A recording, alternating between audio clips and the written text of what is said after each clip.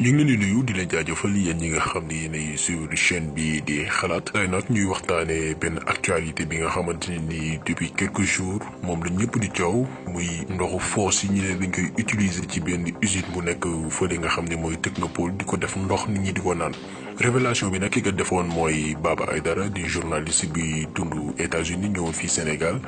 mu juru réaction yi ñi nga xamante ni ñooy autorité SDE ak ONAS ñu jug def ab weddi li nit ñi war a xam nag balaa ñuy xuus nag ci ay preuve yu leer naññi Baba Aïdara li mu wax dëgg la usine bi nga xam ne nii moo nekk Technopole day defar ndox ay nit di ko naan ñaata litre lay produire par jour lu tax ñu créé ko kan moo ko créé ak lan moo ko tax a jóg suñu autorités yi nga xam ne ñoo fi nekk lan mooy seen implication ci projet boobu noonu dina leen ko leeral ci vidéo bi.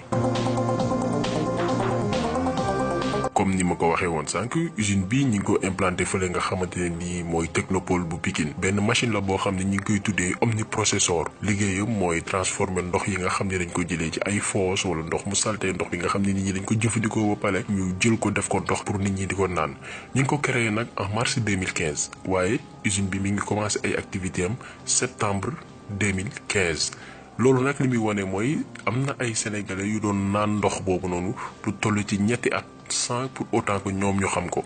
boo xoolee publicité projet bi moo nekk nii Bill Gates ci boppam moo ko publié woon Bill Gates moo ngeen di gis nii muy naxasaale ne kuy naan ndox mi waaye naanu ko ndax ñoom du ñu naan ndox mi ñun ñi nga xam ne ñoo nekk Afrique considéré wuñu comme ay nit ay mala la ñu jàppee ñun lañ koy jox ñu koy naan mais fii day faire semblant mais boo xoolee ci vidéo bi sax naanu ko. Bill Gates nag moo créé projet bi ànd ceeg fondation bii di Bill Melinda Gates ñoom ñoo créé usine bi fii ci Sénégal te d'après ñoom li ñu wax li ko tax a jóg mooy dimbali population bi nga xamante ni nii dañu am jafe-jafe am li nga xamante ni mooy ndox. balaa ñuy ñëw nag ci détail yu usine bi ak danger yi nga xam ne nii mën na ko créé da leen di présenter kan mooy Bill Gates mi nga xam ne moo créé usine boobu noonu. Bill Gates benn américain la bi nga xamante ni day yëngu ci wàllu informatique moo créé li nga xamante ni mooy Microsoft te bokk na nit ñi ëpp alal ci àdduna bi donc nag ci alalam jooju nag mu ne li ko tax a jóg mooy dimbali ay nit ay population yi nga xamante ni dañu neew doole waaye loolu lépp amu ci benn intention bu baax parce que ñoom ak ñi mu àndal seen objectif mooy noot àdduna ci naka Bill Gates dafa bokk ci benn mouvement bu ñuy woowee Good Club benn club la boo xamante ni dafa ëmb ay milliardaires yu bëri yi nga xam ne dañuy def ay ndaje régulièrement pour mën a xool yan pexe la ñuy lal pour mën a noot àdduna dominer àdduna. club boobu noonu bokk nañ ci les bailleurs organisations internationales comme ONU FMI organisation mondiale de la santé. donc ñoom dañuy faral di réunir régulièrement pour xool naka la ñuy mën a dominer àdduna bi waxoon naa leen ko ci benn vidéo objectif nouvel ordre mondial bi nga xam ne ay puissance maçonnique satanique ñoo ko dirigé mooy wàññi population àdduna bi ci 1 milliard ba 500 millions même et loolu noonu même buñ ko mënta atteindre fekk ay fukki at nañ fexe ba am ci ay résultats yu baax fekk 2040. léegi nag ci seen rencontre yooyu Bill Gates proposé ñaari solution pour atteindre objectif bi ma leen wax léegi muy wàññi population mondiale bi pour mën a ñoom parce que ñoom Illuminati yi jàpp nañ ni seen projet pour ñu atteindre ko foog ñu wàññi population mondiale bi pour mën leen canaliser avec le nombre mënuñu def ñoom politique bi nga xamante ni moom lañ bëgg a def donte politique bi ñu nar mi ngi avancer à pas de géant mais pour atteindre objectif bi ni ñu ko bëggee ñoom de la façon la plus parfaite mooy wàññi population mondiale bi ci noonu la Bill Gates proposé ñaari solution bi ci njëkk mooy créer ay feebar biir Afrique maanaam créer ay virus yoo xam ne dañuy dugg nit ñi ñuy feebar bu ñu ñëwaatee indi ay vaccin ne yii mooy faj ñi nga xam ne mooy askan wi yooyu yëpp jotoon naa ko expliquer maanaam ñoom seen objectif mooy créer des problèmes pour venir apporter des solutions bu ko defee nag après bu ñu créer feebar yi dañuy ñëw indi ay vaccin jagleel ko ñi nga xam ne nii ñooy xale yi comme ni ngeen ko xamee ministère de la santé depuis ay at avant même nguuru Macky Sall daan na ñàkk xale yi maanaam di leen def ay piqûre na leen di vacciner pour protéger leen ci yenn jàngoro yi li ëpp ci vaccin yooyu ñu doon def Bill Gates ci boppam moo ko créé te boo xoolee ci vaccin yooyu amoon na ay tests yu ñu defoon bañ ko defee ci ay xale lu mat juróom-ñaari xale dañu dee. vaccin yi nag li ko tax a jóg mooy rendre impuissant xale yi nga xamante ni dañu war a màgg maanaam xale yi bis bu ñu demee ba màgg day am benn certaine impuissance bi ñu am boo xoolee fii Afrique suñu dernière génération yi góor yi ñu ci bëri dañu am problème mu tële maanaam dañu xaw a impuissant façon jàngoro bu ne am nañ ko di faju fu ne. nga dem ci jigéen ñi ñu ci bëri dañuy teel a am li nga xam ne ni mooy ménopause am na ñoo xam ne avant même ñuy am 40 ans dootuñu amati doom loolu noonu yu ci ëpp vaccin yi ñoo ko waral ñoom loolu lañ ci bëggoon. ci noonu Afrique bi nga xamante ni bokk na ci continent yi ëpp nit ci àdduna macha allah avec tendance boobu noonu seeni habitants day gën di wàññeeku parce que nit ñi dootuñ jurati lu bari te boo xoolee ci vidéo bi Bill Gates mi ngi expliquer stratégie boobu noonu mu tegoon. ci vidéo bi day expliquer maanaam ñoom vaccin yi nga xam ne ñoom créé nañ ko maanaam dañuy nax nit ñi que ni waaw dañ ko def pour protéger xale yi ci li nga xamante ni mooy yenn jàngoro yi di éviter li nga xamante ni mooy mortalité infantile maanaam deewu xale yi nga xam ne ñooy dee at bu nekk mais loolu lépp la lal mooy def ci ñoom ay jàngoro yoo xamante ni day am répercussion ci seen dund. donc yéen a ko gisandoo ci vidéo bi vaccin yi leen rek moo ko tax a jóg mooy wàññi njur wàññi population Afrique wàññi population mondiale.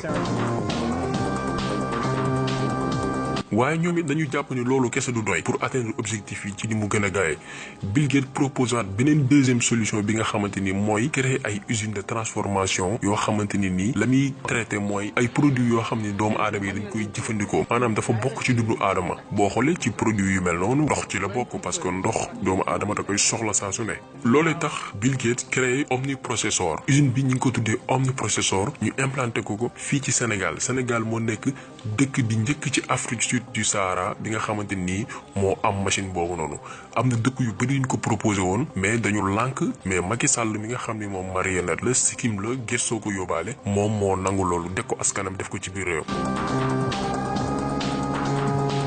ci li ñu wax aussi usine bi day produire énergie ak li nga xamante ni mooy ay briques ak aussi ay engrais yoo xam ne day dem ci mbay te loolu lépp ndox fossé koy créer mais ñun loolu intéressé wuñu li ñu intéressé mooy ndox bi ñuy produire di ko jox askan bi ñu koy jëfandikoo parce que Bill Gates ci boppam bi muy créer usine bi dafa seetlu ni 2,5 milliards maanaam ñaari milliards ak genn wàll ci ay doomi aadama amuñu possibilité am li nga xamante ni mooy ndox looloo tax mu créer li nga xamante mooy usine boobu moom bi ñu koy créer loolu la wutoon comme motif. donc li nit ñi war a comprendre bu leen kenn ndax usine bi objectif am bu njëkk mooy créer ndox pour nit ñi di ko naan.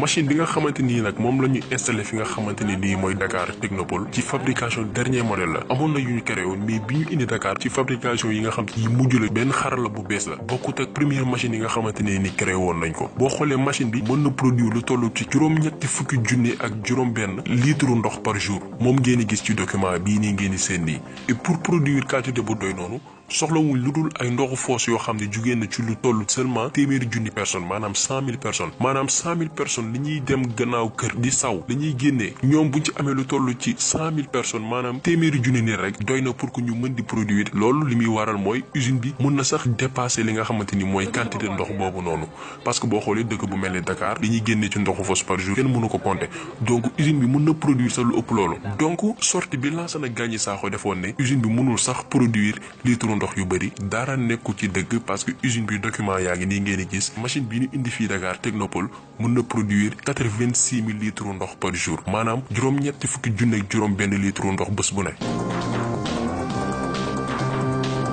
d'ailleurs loolu moo tax ONAS bi nga xamante ni dafa lëkkaloog usine boobu nga xam ne Bill Gates moo ko fi teg lancé en octobre 2017 maanaam ñaari at après bi ñu installé li nga xamante ni mooy usine bi mu lancé benn campagne pour sénégalais yi am obligation wu di utiliser vidange mécanique maanaam di woo ay automanque yi nga xamante ni ñoo ñëw ci kër yi li ñu utiliser comme motif mooy bañ nit ñi di gas ci buntu kër yi di sotti ndox waaw loolu dëkk la du yoon waaye campagne bi li ko taxoon jóg mooy may Omniprocessor bi nga xam ne moo nekk fi nga xamante ni mooy Technopole am quantité bi mu bëgg pour mën di produire litre ndox bu nit ñi war a naan war a produire par jour tey ñëpp xam ne ni ONAS ak SDE dañu lëkkaloo ndox boobu ñuy produire depuis bi ñu ko defaree ba léegi di ko jëlee ci ndoxu foos yi di ko produire kan lañ koy jégleel du kenn ku dul SDE bi xam ne moo koy jël jox ko askan wi ñu naan ko.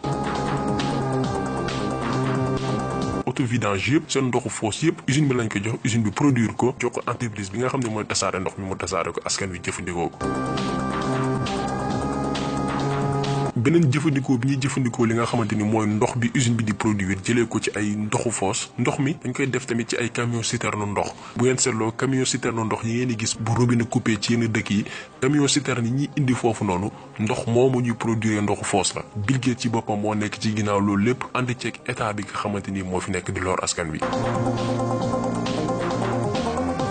te li gën a garaaw ci ndox yooyu noonu dañ ciy def ay produits yi nga xamante ni mooy indi stérilité mooy indi li olof di tuddee jaasiri ci góor wala ci jigéen. parce que Bill Gates wax naa leen li ko tax a jóg mooy réduire la population mondiale def ko ci li nga xam ne day dugg seen yaram pour tëleloo leen bu dee góor bu dee jigéen mu empêcher leen ñu am doom. ndox mi tamit dañu koy def ci ay sachet mooy sachet yi ngeen di faral di gis yu bëri du yëpp nag mais am na ci sachet yu bëri yoo xamante ni ci ndox moomu noonu lay jógee depuis quelques années sachet yooyu ñu ngi koy jaay ci marché bi population bi di ko jël di ko jëfandikoo te ñoom xamuñu nu mbir yi demee.